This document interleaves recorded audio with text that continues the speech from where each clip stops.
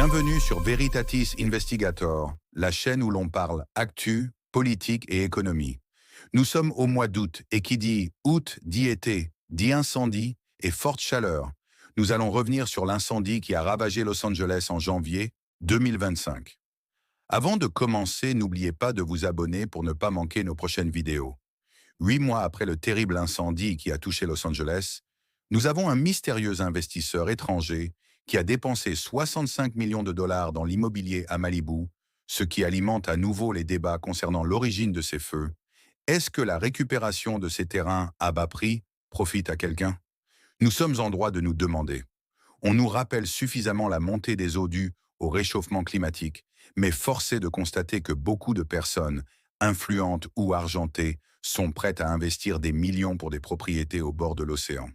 Parmi elles, Joe Biden à Rehoboth Beach ou Leonardo DiCaprio à Carbon Beach. Alors pourquoi des personnes influentes avec un accès à l'information beaucoup plus important que le commun des mortels investiraient là-dedans? La réponse est simple. La propagande est un écran de fumée devant nos yeux qui vous empêche de poser des questions. Certains renommeront peut-être cette chaîne Veritatis Conspirator après cette vidéo. Peu importe, nous ne sommes pas là pour convaincre les moutons, mais pour avoir une vraie réflexion sur ce qui s'est passé. Les incendies de Los Angeles ont été éclaboussés par la gestion calamiteuse du chef des pompiers, Christine Crowley, critiquée pour des suppressions de postes qui auraient limité la capacité des services d'urgence à intervenir. L'opposition l'attaque sur le fait qu'elle aurait été nommée en raison de politiques diversité, équité et inclusion, devenant la première femme chef des pompiers ouvertement LGBTQ+, un progrès dans le grand État démocrate qu'était la Californie.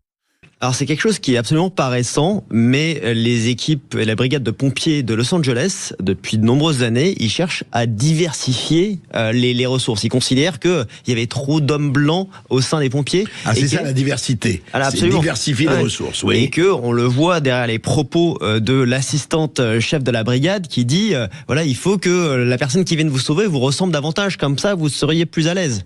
Et elle dit, donc du coup, c'est ce qui va justifier d'avoir davantage de femmes, de personnes de couleur ou autres qui viendraient renforcer les rangs de la police. Et elle vous dit, bah voilà, même si je suis une femme et que je dois aller sauver un homme ou je dois aller sauver votre mari dans votre incendie, si j'arrive pas à le porter, bah c'est un peu de sa faute parce qu'il est dans un incendie. Enfin, il n'aurait pas dû être là. Il n'aurait pas dû être là. Depuis, elle fut limogée. Ces incendies fut aussi le théâtre de la stupéfaction face à la constatation que certaines bouches incendies n'étaient plus connectées à l'eau en raison de cours d'eau déviés directement dans le Pacifique afin de sauvegarder les perlants du delta, ainsi que des réservoirs d'eau vides. Ils ont renvoyé un certain nombre de rivières ou de fleuves ou de canaux vers la mer. C'est ça. Donc on a déversé directement toute l'eau qui circule, qui ruisselle depuis le nord de la Californie et du Canada, directement dans le Pacifique pour la préservation d'une espèce animale. Ouais. Donc c'est très bien pour cet animal-là, mais ça aurait été mieux aussi de garantir que ces maisons de Californie partent pas en fumée. Là, il y a un réservoir qui fait 400 000 mètres cubes qui n'était pas approvisionné et dont la responsable, encore là c'est un poste gouvernemental au sein de l'administration en Californie, qui est responsable des eaux, elle avait conscience de ces défaillances. Donc quand cette personne-là, son salaire annuel c'est 750 000 $. Comment une ville comme Los Angeles a-t-elle pu se retrouver en proie aux flammes? Une mauvaise gestion locale avec la maire de la ville, Karen Bass, ainsi qu'une mauvaise gestion de l'État de Californie par Gavin Newsom. De pompiers qui a été coupé de près de 20 millions de dollars cette année par rapport à l'exercice précédent. Et donc ça, c'est la maire de Los Angeles dont on a peu parlé, mais on en parlait avec Kirsten Bass. Pourtant, la Californie est souvent sujette aux incendies. Mais là, des quartiers entiers partent en fumée au mois de janvier en plein cœur de l'hiver. On peut citer Pacific Palisades, Malibu, Eaton Fire, avec 5 départs de feu à différents endroits. Beaucoup de spéculations sont apparues comme quoi la ville aurait brûlé volontairement afin d'appliquer le projet SMART Los Angeles 2028 qui est censé accueillir les Jeux Olympiques. Quoi de mieux que de détruire pour mieux reconstruire ou bien pour exproprier des gens? Le bilan est lourd avec 18 000 structures brûlées, 200 000 personnes évacuées et 30 morts devenant l'incendie le plus coûteux jamais enregistré aux États-Unis. Rappelons qu'aujourd'hui, les médias font toujours le lien entre réchauffement climatique et incendie, alors que ceux-ci sont à 90% d'origine humaine. Même notre Premier ministre François Bayrou nous le dit récemment concernant les récents incendies dans l'Aude.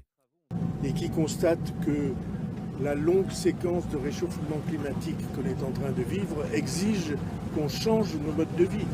De nos jours, tout brûle, tout part en flammes. Des cathédrales et des églises ayant traversé les siècles prennent subitement feu. Et il faut le rappeler, les feux de forêt sont catalysés par la sécheresse, mais initiés par l'homme et ses actions. Encore un moyen de vous faire peur. Le contrôle de la population par un virus, par une menace russe, par un réchauffement climatique et par les catastrophes naturelles dont font partie les incendies.